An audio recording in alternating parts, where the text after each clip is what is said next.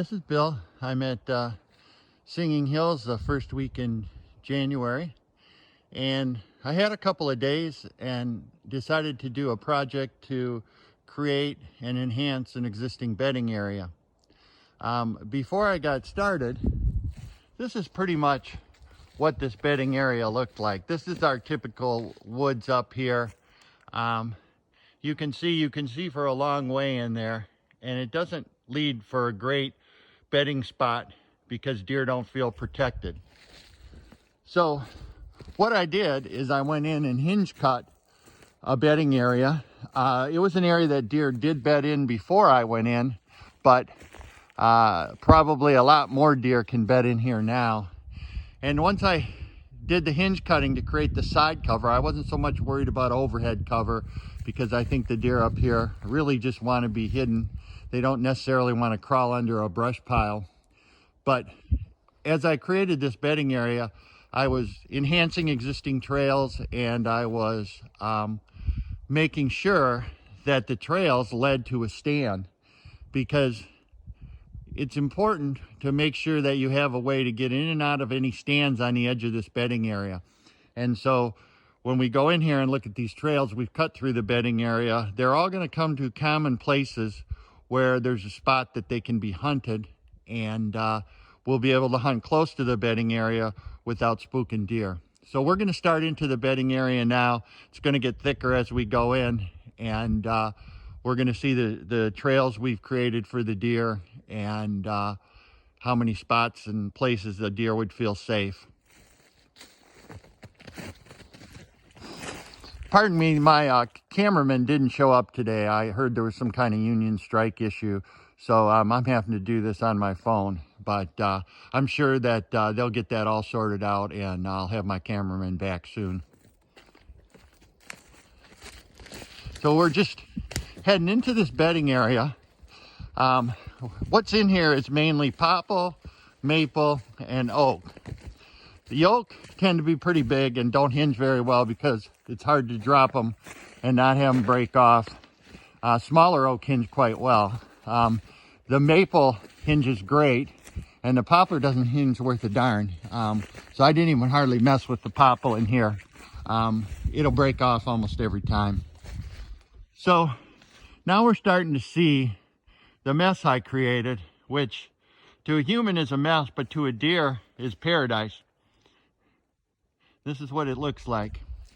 We're just going to continue on this trail.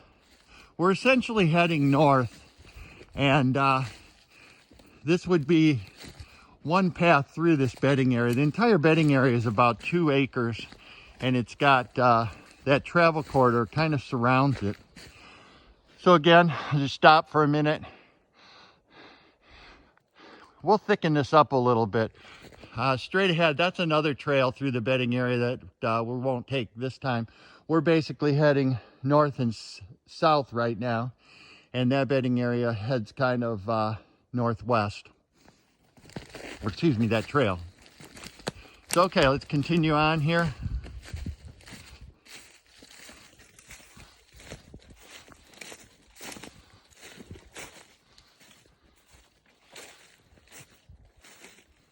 You can see our travel corridor on the right. I need to do a little bit more hinging over on that side, but more to come. I kind of ran out of time.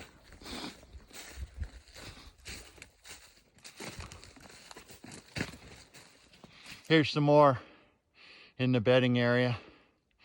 And so the purpose of falling these trees is to provide side cover and to kind of define this line of movement or trail, whatever you want to call it. And so I follow these as much as I can perpendicular to the trail. And the purpose of that is I don't necessarily want the deer to feel like there's walls on the side of this and they feel like they can't get in and out of here. I mean, there's coyotes and things coming in here, and a deer needs to be able to get in and out. So this kind of defines the trail as you follow this stuff along the side, but I follow it perpendicular, not horizontal, to the extent that I can.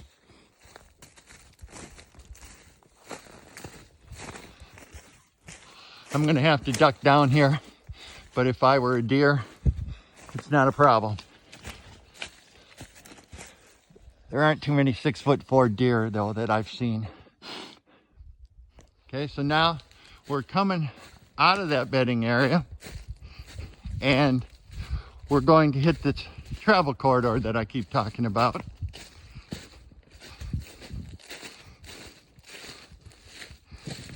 And at this spot, here's the woods on the other side of the travel corridor that has not been enhanced. And you can see if you were a deer, you probably wouldn't feel too safe bedding in there. But over here, it's quite a different story. So we'll have stands set up between here and about a 3-acre field. You might be able to just see a little bit of it over the horizon. But deer are moving back and forth from that food source, and we'll set up somewhere in here with a new stand to be able to hunt them if they come out of this bedding area on this trail. Now we're just going to head up the travel corridor a little bit further, and we're going to walk one more of these trails. So again, this is probably about a 2-acre bedding area that I've created, and it's probably about 75% done. There's still some parts of it that I need to thicken up, and I still want to make sure that deer that are bedded in there aren't boxed in any way and don't feel like they're trapped. I want them to use these trails because it's a convenient way in and out, but I definitely don't want them to feel like if they run into a coyote or something, they can't get in and out. So here's the area on the edge of our bedding area.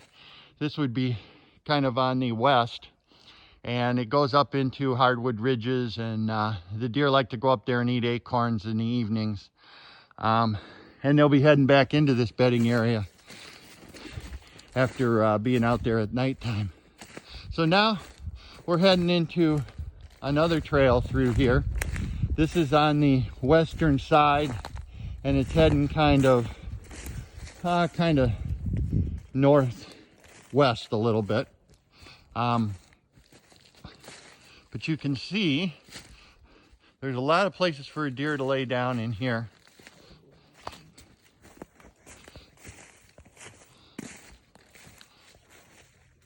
And over there is a pine tree and an oak tree. That's going to be a future stand location. Deer traveling on this particular line of movement are going to be able to be about a 20-yard shot. And then we also have a trail that I created here, and the deer were using this anyway. I just kind of enhanced it a little bit. And there's more work here to be done, but this just leads out to this high ground that I talked about, where we have the acorns and the food for the deer that they typically use more in the evening. So anyway, this little trail goes up into the high ground, and in the mornings deer are going to be coming back into this bedding area, and when they do, hopefully they'll set us up for a pretty reasonable shot from either the pine tree or the oak tree. Got to ask my son for advice on which one we should use. But I think either tree will work. So now we're just going to continue on this same line of movement or travel corridor. And deer have always moved through here pretty similar manner to what they will be now. I did divert this trail just a little bit and blocked it because I wanted it to go past that tree, which is the best tree for a stand in here. But it's pretty thick. A lot of places for a deer to lay down. We're about 50 yards from that travel corridor again.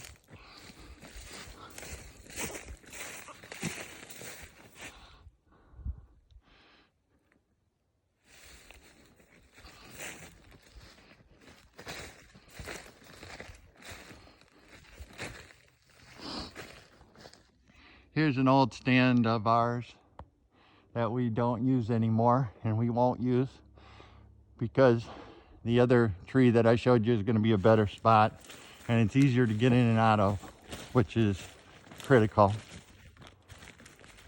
Now, here we're only about 30 yards off that travel corridor, but the deer had two ways they came into this. They came from the right and they came from the left. I wanted to make sure that they took this trail, and so I blocked off this other trail, and in a minute you'll see why.